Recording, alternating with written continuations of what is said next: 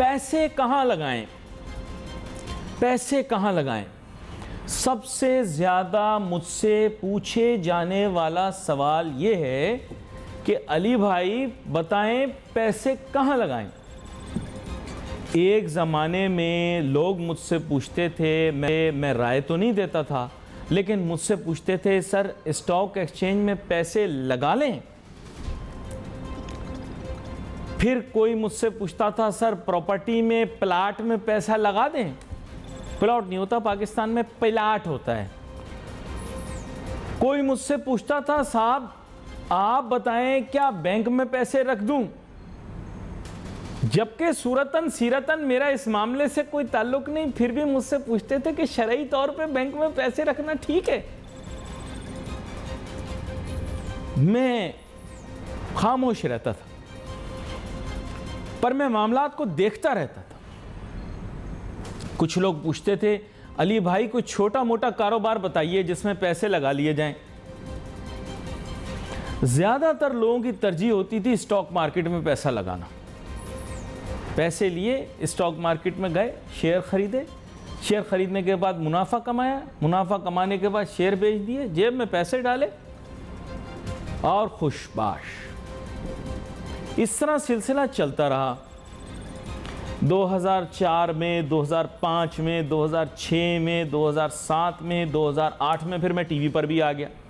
इससे पहले मेरा शोभा स्टॉक एक्सचेंज था, मैं मीडिया पर नहीं आता था स्टॉक की रेफरेंस से, पहले क्रिकेट के मौजू पर आता था, तभी क्रिकेट के बारे में इतनी बातें करता हूँ। फिर आहिस्ता आहिस्ता जब पढ़ लिख लिया तो फिर मेरा शोभा इक्तसादियात, फाइनेंस हो गया, तो फिर मैं इस तरफ आ गया। तो बात कुछ ऐसी है कि स्टॉक एक्सचेंज ने फिर मतलब यह जिसने पैसा लगाया स्टॉक एक्सचेंज में क्या खोया क्या पाया। मुशर्रफ के दौर में लोगों की चांदी ही चांदी हो गई। वो लोग जो कि कैंटीन में चाय के पैसे नहीं भर सकते थे स्टॉक एक्सचेंज के, वो बड़ी बड़ी गाड़ियां लेके भगाते फिर रहे थे।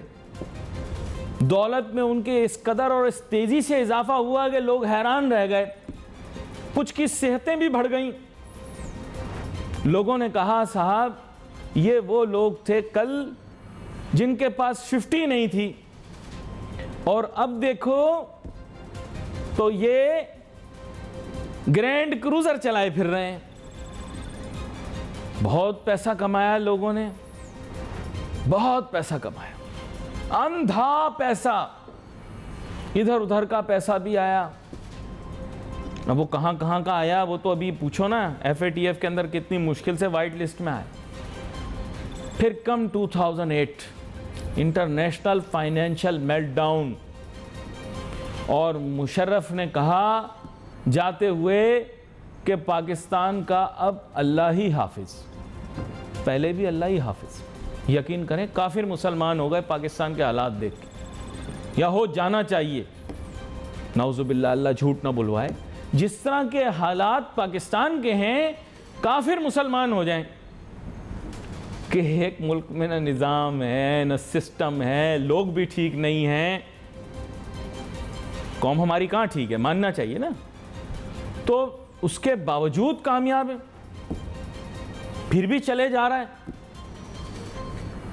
कम 2009 international financial crisis deepens, its shock waves reach Pakistan, और फिर हम देखते हैं ऐसी मंदी का रुझान, सन्नाटा, कोई नहीं मार्केट में।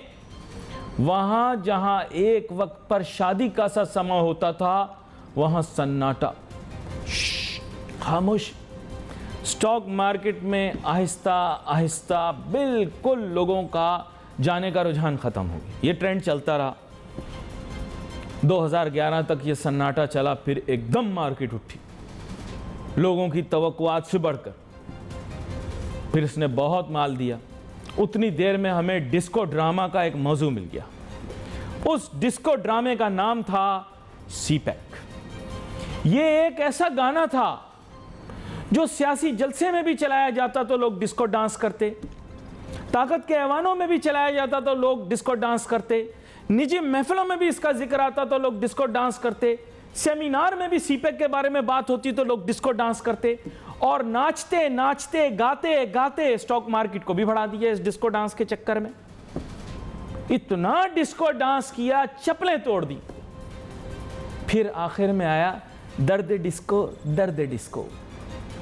2014 धरना, 2014 तक बहुत सारे लोग, मेरे बशमुल मुझे इस चीज़ का पता था कि जो काम होना था सीपेक पे वो 2014 के अगस्त में कंप्लीट हो चुका था। ताहम सदर शी जिनपिंग पाकिस्तान नहीं आ पाए।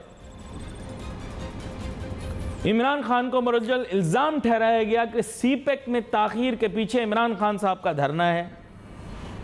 खैर लटकाते लटकाते मामला 2015 में चला गया। सदर जी आ भी गए, यहाँ पर कोई पता नहीं पार्लियामान में कोई पावर प्लांट वगैरह उसका इफ्तिताह भी कर दिया, पता नहीं पावर प्लांट नहीं सॉरी वो फाइबर ऑप्टिक, उसको चला भी दिया। यही कोई चीज़ थी ऐसी कोई मिलती जुलती।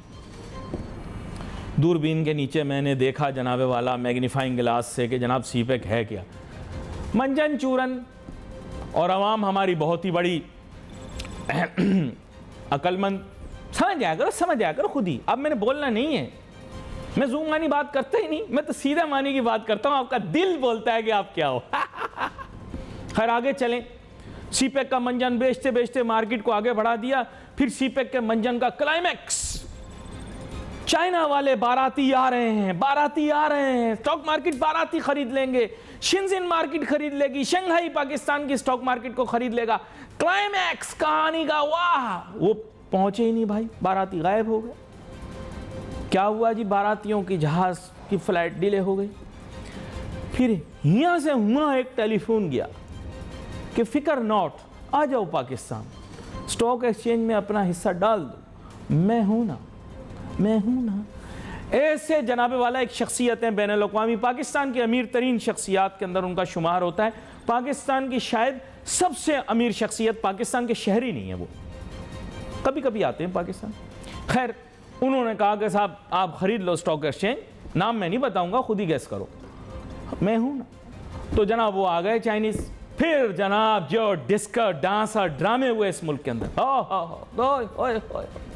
कमाल हो गया जनाब। चाइना वाले आ गए, क्रॉस लिस्टिंग होगी, शिनजिन के शेयर यहां बिकेंगे, चाइना की कंपनियां होंगी, हम सब चाइनीज में बात कर रहे होंगे, हैं चुंक्वा इस तरह की बातें हो रही होंगी, हैं जगह जगह चाइनीज होंगे, हमारी शादियां चाइनीज से होंगी, है ना। चिंटू तो तैयार भी हो गया कि मैं चाइनीज से शादी करूंगा। छोटे छोटे चाइनीज घूम रहे होंगे पाकिस्तान में। लेकिन फिर वो बात भी छोटी ही निकली, कुछ नहीं हुआ। कहानी में ट्विस्ट तब आया, कितने साल गुजर जाने के बाद कोई क्रॉस लिस्टिंग नहीं, कोई फाइनेंसिंग मैकेनिज्म नहीं, लंबी लंबी बातें, वॉल्यूम भर जाएंगे, कैपिटल भर जाएगा, ये कंपनी जनाब आ जाएगी पब्लिक डोमेन में, वो कंपनी आ जाएगी पब्लिक डोमेन के अंदर, और जनाबे वाला मुल्क अरबोपति बन जाएगा।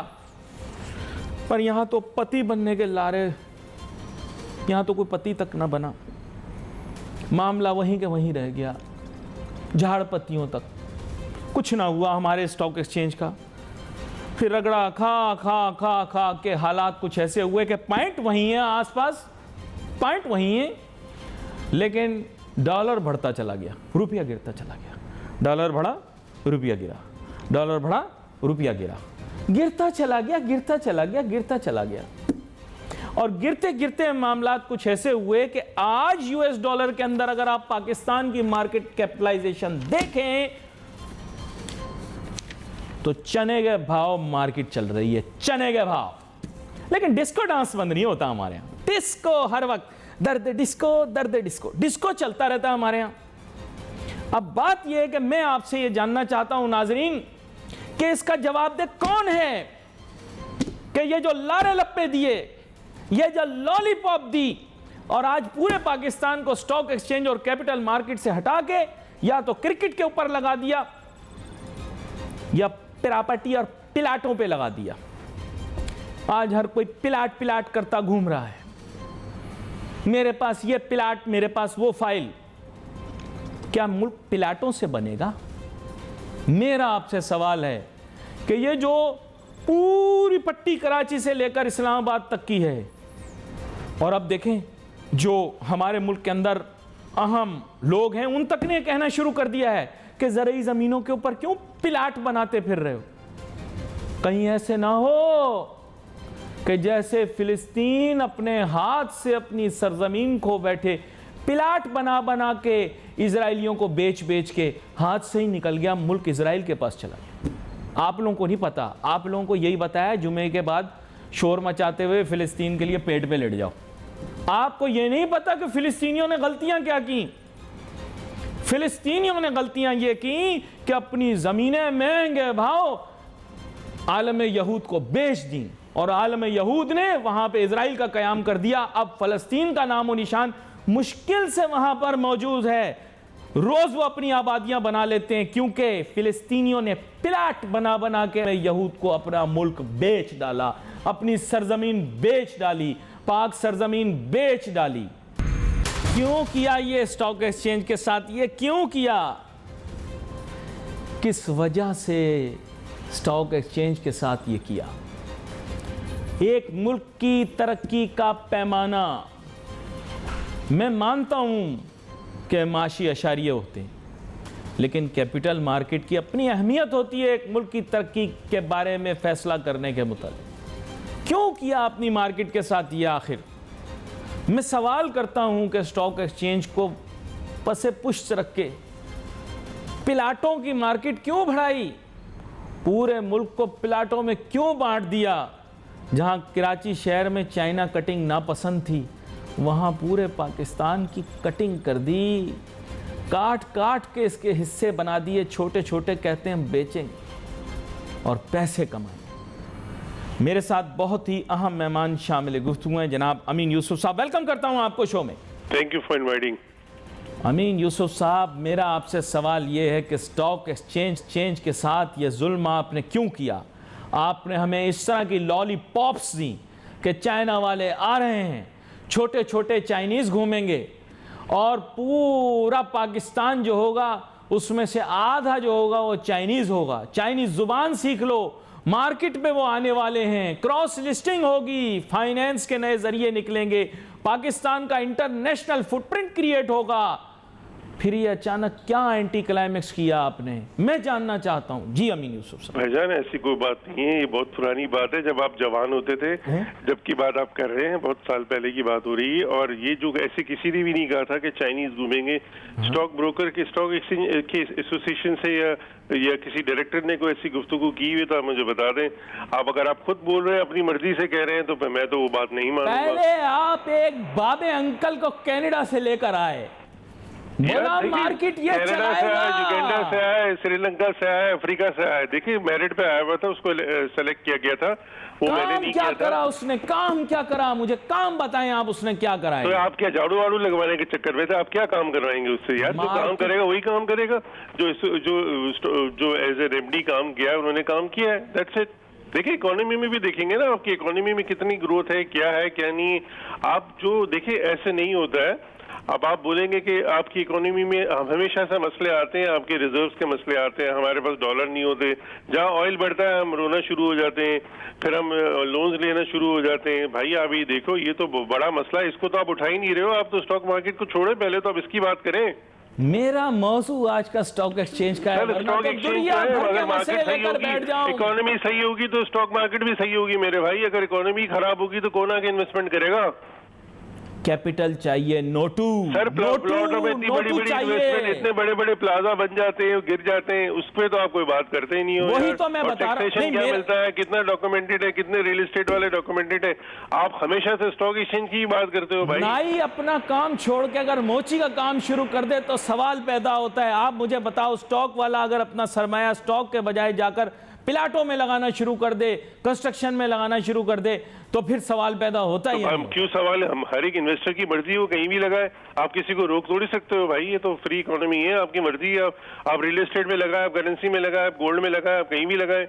मईशत के लिए क्या अच्छा है, कैपिटल मार्केट या प्रॉपर्टी प्लाटों की मार्केट? देखिए मईशत के लिए जो है ना कैपिटल मार्केट भी अच्छी है, और अगर कंस्ट्रक्शन हो रही है हाउसिंग में, अगर हाउसिंग मिल रही है, लोगों को अफोर्डेबल हाउसिंग मिल रही है तो ज्यादा बेहतर है। देखिए अफोर्डेबल हाउसिंग ही, प्लाट। देखिए प्लॉट की बात मैं नहीं करूंगा, मैं तब कहूंगा कंस्ट्रक्शन की बात होगा, जहां कंस्ट्रक्टेड प्रोजेक्ट्स होते हैं उसमें रोजगार भी होता है, सारी इंडस्ट्रीज भी चल रही होती हैं, मैं उसकी बात करूंगा, प्लॉटों की मैं बात नहीं करूंगा। कराची से इस्लामाबाद तक, कराची से प्लॉट जो है ना इस्लामाबाद तक अनकंस्ट्रक्टिव है, वो कंस्ट्रक्टिव नहीं है। नहीं। प्लॉट लेके आप बैठ जाते हैं, आप देखें उससे इकोनॉमी को क्या फायदा होता है। मैं आपसे यही पूछ रहा हूं कि कराची से इस्लामाबाद तक चप्पा चप्पा चरखा चले, चक्कर क्या, ये चप्पा चप्पा आपने जो हाउसिंग सोसाइटियां बना दी, इसके पीछे मैं राज जानना चाह रहा हूं। इसके बजाय आप मार्केट में पैसा लगाओ, मार्केट में नहीं लगा रहे तो इंडस्ट्री में पैसा लगाओ, कोई प्रोडक्टिविटी लेकर आओ। मैं ये जानना चाह रहा हूं, बड़े बड़े अहम शख्सियात, मुल्क की अहम शख्सियात ये बात कह रही हैं कि क्या तमाम ज़राई ज़मीन को क्या प्लाटों में बना दोगे आप?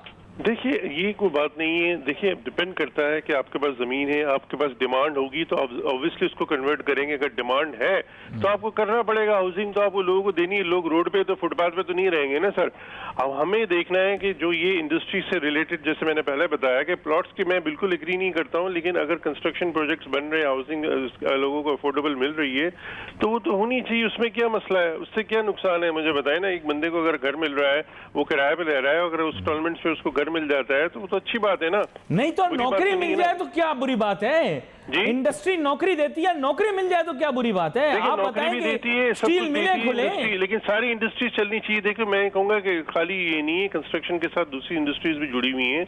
हम देखें, हमें ये देखना पड़ेगा कि इससे फायदा भी है इकोनॉमी को। देखें ना, ये मैं नहीं कह रहा हूँ प्लॉट के, तो मैं बिल्कुल अगेंस्ट करता हूँ इसके, बिल्कुल ये कंस्ट्रक्टिव नहीं है। अगर आप प्लॉट लेके आप छोड़ के रख रहे हैं पेट्रोल तो मासूम बच्चा हूं मैं, आपसे बादामियाना, मेरा मतलब मासूमाना सवाल करूंगा मैं।